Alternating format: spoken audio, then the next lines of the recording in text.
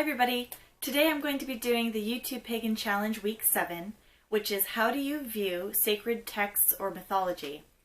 And this one should be a lot quicker than my last video.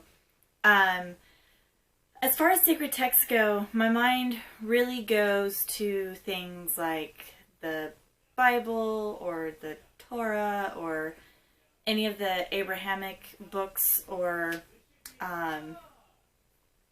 like pretty much any religious text. And then mythology, the first thing that comes to mind is Edith Hamilton's mythology, which is a collection of Greek mythology.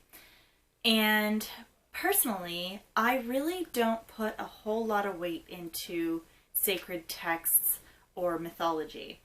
Mythology a little bit more, and my main idea is that stories and mythology and sacred texts are actually more of metaphors for life lessons. So I personally don't believe that, the miracles and stuff like that that you read in the Bible actually happened, but were maybe more written as metaphor to portray a certain idea.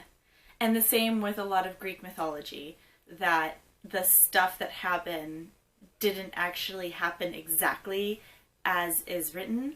It's more of a way of teaching morals or ideas or stories. So, excuse me. So that's kind of how I believe, or what my views are of sacred texts and mythology. I'll add in just a little bit to that, is that my idea of personified deity isn't necessarily, I don't believe that there's actually a god and a goddess sitting somewhere.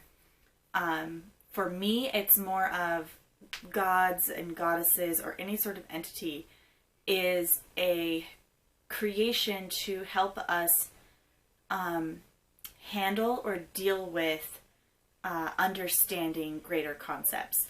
Kind of like, so it's easier for us to handle a situation. Kind of like the movie Contact with Jodie Foster.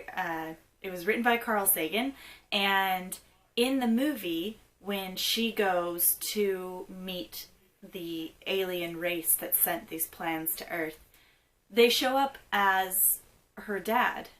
And the reasoning that they show up that way isn't because they look human, but because it would be easier for her to handle the situation and to understand what's going on better if it was an image of something that was more recognizable or easier for her to understand and digest.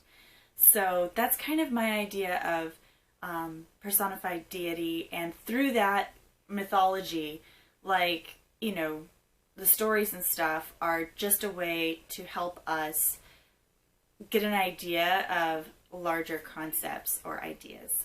So that's all I have for this week. Short and sweet. Awesome. So I will see you next week for week 8. Bye!